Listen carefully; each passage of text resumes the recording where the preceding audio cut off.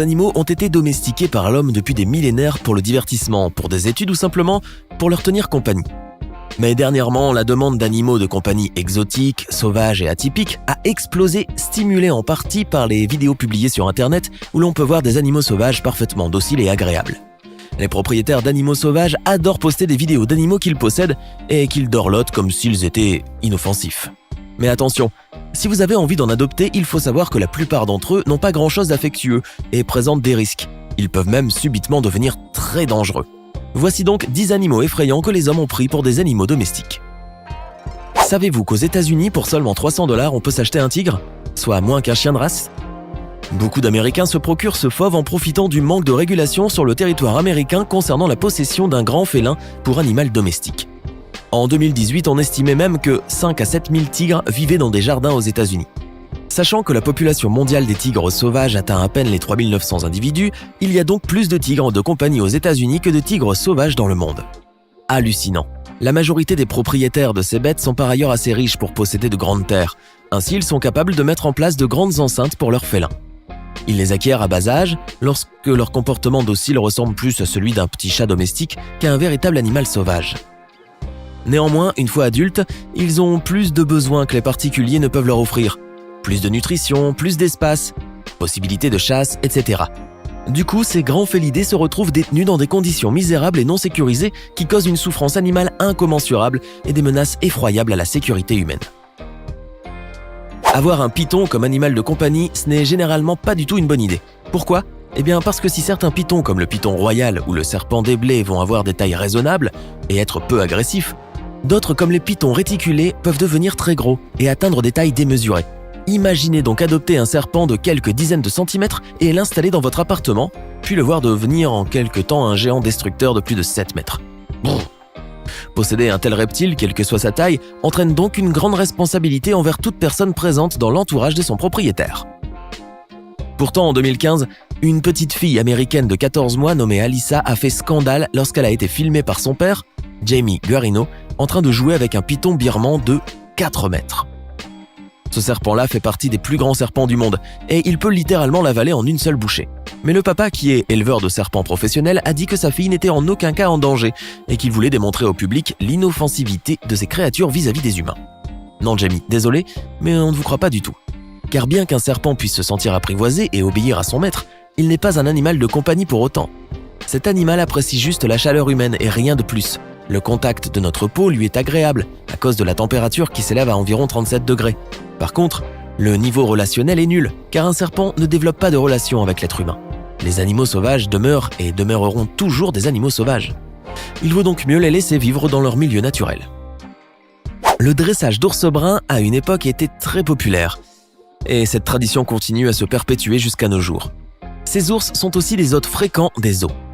Mais ce qui n'est pas commun, c'est de voir un ours blanc vivre dans une maison avec des humains. Pourtant, aussi improbable que cela peut sembler, il y a vraiment un ours polaire dans la ville d'Abbotsford, en Colombie-Britannique au Canada, en captivité chez un homme de 60 ans nommé Mark Abbott Dumas, aussi surnommé Grizzly Man, et sa femme Dawn. Prénommé AG, ce mammifère a été adopté lorsqu'il avait seulement 6 semaines. Élevé parmi les chiens de la maison et nourri au biberon, la femelle a aujourd'hui 16 ans. Elle pèse plus de 400 kg, mesure plus de 2,1 mètres et arrive même à se faire son propre argent de poche en tournant dans des publicités. Aussi, elle adore se chamailler dans l'herbe, faire des câlins et se baigner avec son maître dans la piscine pendant que celui-ci la filme ou prend des selfies. Bien sûr, c'est un cas unique et si Mark a pu facilement dompter cet animal, c'est parce qu'il est un dresseur d'ours professionnel depuis plus de 40 ans. Donc il sait comment s'y prendre. Qui a dit qu'on ne pouvait pas être ami avec un crocodile ? Partout dans le monde, il y a des personnes qui adoptent ces sauriens affreux sans les redouter. Tel est le cas de Nobumitsu Murabayashi, un japonais de 65 ans qui vit à Kure City, à Hiroshima, au Japon, avec son reptile de 1,80 m et de 100 kg depuis 34 ans. C'est un caïman, une sous-famille de crocodiliens très proche de l'alligator. Nobumitsu ne pensait pas que son reptile grandirait autant. Le japonais éprouve un grand attachement à son animal et essaye de communiquer avec lui en le caressant ou en lui brossant les dents. Aussi, on peut souvent le voir dans la rue en train de promener son chouchou, ce qui rend les passants très perplexes.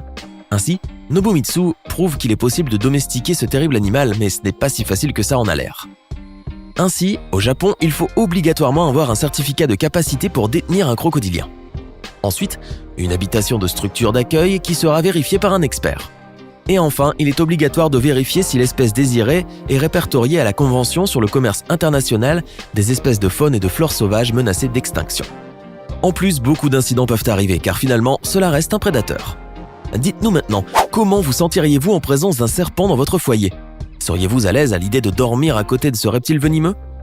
Il existe un endroit en Inde où cela est pourtant tout à fait normal. Nous savons tous déjà que les serpents en Inde sont quasiment sacrés, car considérés comme des créatures vénérées ayant un lien avec la divinité hindoue Shiva. Les Indiens nourrissent donc les serpents avec un plus grand soin dans l'espoir de recevoir une bénédiction divine. Mais à environ 200 km de Pune, dans le district de Cholapur, se trouve un village isolé, près de Maharashtra, nommé Shetpal, où les cobras résident véritablement avec les habitants. Ici, une étrange complicité règne entre les villageois et ces serpents. Pour les cohabitants venimeux, il a été conçu dans chaque maison un coin spécial baptisé Devastanam, ce qui veut dire « demeure de la divinité ».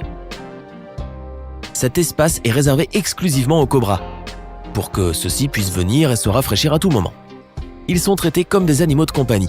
Même les enfants n'éprouvent aucune crainte vis-à-vis de ces visiteurs rampants. Au contraire, ils sont heureux de pouvoir jouer parfois avec eux. Ce qui est plus intriguant, c'est qu'il n'y a jamais eu aucun incident de morsure de serpent dans ce village. Les animaux ont longtemps attiré la curiosité de l'homme. Ainsi, de nombreuses expériences et études comportementales ont été effectuées sur différentes espèces pour mieux comprendre leur mode de vie, leurs changements et leurs réactions.